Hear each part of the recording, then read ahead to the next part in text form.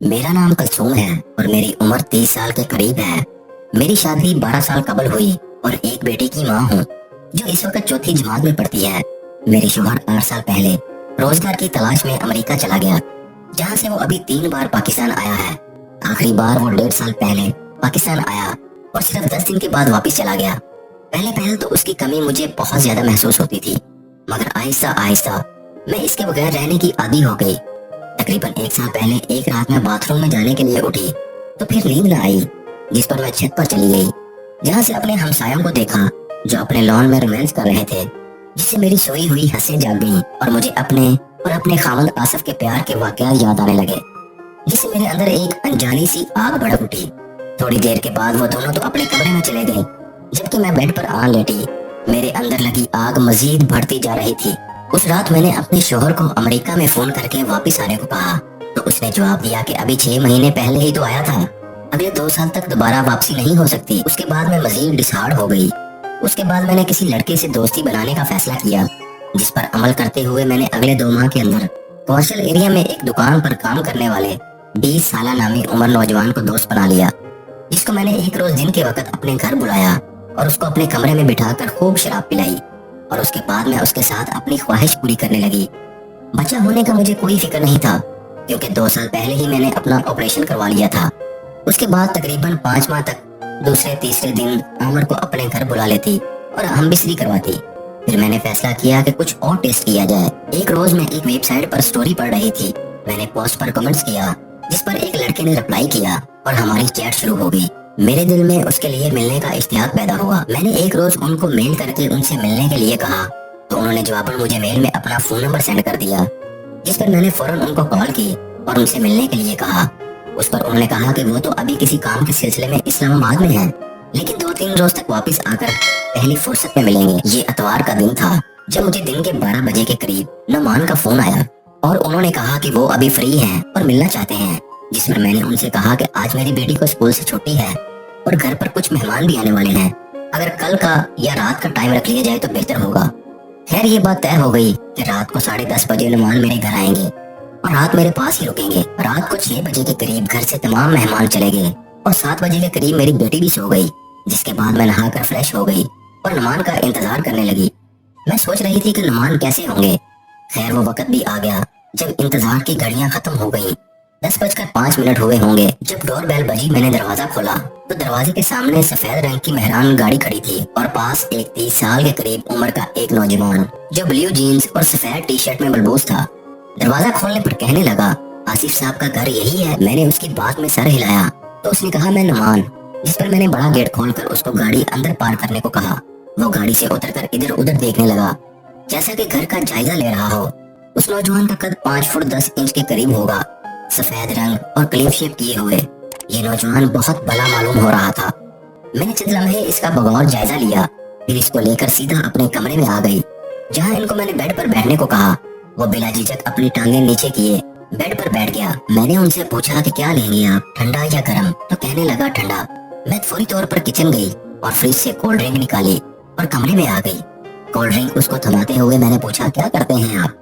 तो बोला, कुछ भी नहीं, बस छोटी सी एक जॉब है। मैंने पूछा, किस किस्म की जॉब? मैं एक सरकारी महकमे में काम करता हूँ और आपके खामंद वो अमेरिका गए हुए हैं।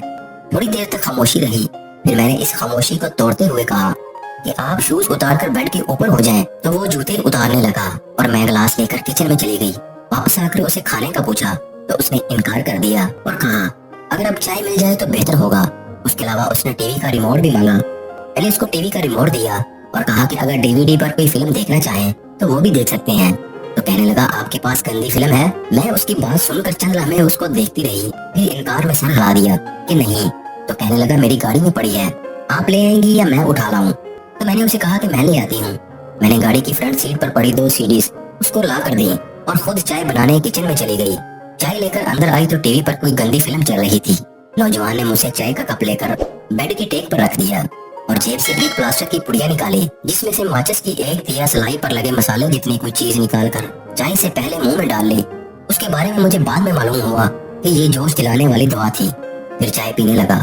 मैं उसके सामने ही कुर्सी पर बैठ गई तो उसने हाथ के इशारे से मुझे अपने पास बुलाया और साथ ही कहने लगा, मुझे कांटे तो नहीं लगे हुए, आप दूर होकर बैठी हैं, मैं शर्मिंदा सी होकर उठी और उसके साथ ही बेड पर बैठ गई। टीवी पर बदस्तूर फिल्म चल रही थी जिससे मेरे जिस्म का दर्जा हरारत बढ़ रहा था, जबकि मेरे साथ बैठा नुमान नामी नौजवान मेरी तरफ देखकर हल्का हल्का मुस्कुरा रहा था। जबकि मैं सुकड़ती जा रही थी, उसको आए हुए आधा घंटा से ज्यादा का वक्त गुजर चुका था, लेकिन उसने मुझे टच भी नहीं किया था। मैंने कई बार उसकी तरफ देखा, वो मेरी तरफ ही देख रहा था। आखिर मैंने उसे पूछ ही लिया, मेरी तरफ क्या देख रहे हैं? देख रहा हूँ खुदा ने किस कमाल महारत से बनाया है आपको। लगता नहीं कि आप शादीशुदा और एक बच्ची की माँ हैं। आपके शौहर यकीनन नाशुक्रे होंगे जो आपको छोड़कर चले गए। मैं इसकी बात सुनकर मजीद जम सी गई और खामोश रही। चंद लम्हे के बाद फिर वो कहने लगा, कैसी लग रही है आपको फिल्म? मैंने कहा, अच्छी है। लगता है पाकिस्तानी है। हाँ, ये लाहौर ही की है और किसी घर में बनाई गई है। लाहौर में भी ऐसे काम होते हैं? जी, इससे भी मजीद बढ़कर होते हैं। आपको क्या बताऊं? खैर छोड़े इन बातों को। आपके शौहर को कितना अरसा हो गया है अमेरिका गए हुए? जी 9 साल के करीब। उसके दौरान वो पाकिस्तान नहीं आए? जी आए थे, 1 साल पहले, सिर्फ 10 दिन के लिए। आप उनको कहते नहीं कि आप पाकिस्तान में आ जाओ? कहती हूँ, लेकिन वो कहाँ सुनते हैं। तो आपको उनकी कमी महसूस नहीं होती? होती तो है, लेकिन मैं क्या करूँ? आपकी किसी मर्द के साथ दोस्ती है? जी नहीं। इस बार मैं जानबूझकर झूठ बोल गई, लेकिन चंद रोज बाद मैंने नुमान को बता दिया कि आमर नामी एक लड़के से मेरी दोस्ती है, लेकिन अब मैं उससे नहीं मिलूंगी। फिर नुमान कपड़े उतार कर मेरे करीब आया। उसकी गरम गरम सांसें मुझे जला रही थी। वो मदहोश था। उस रात मुझे उस नौजवान ने बहुत लंबी सैर करवाई अपने घोड़े पर। शायद ये उस दवाई का असर था। 4 बार करने के बाद नुमान सो गया। सुबह के 5 बजे नुमान ने उठकर कपड़े पहने और मुझसे इजाजत लेकर चला गया। मैंने भी कपड़े पहने और सो गई।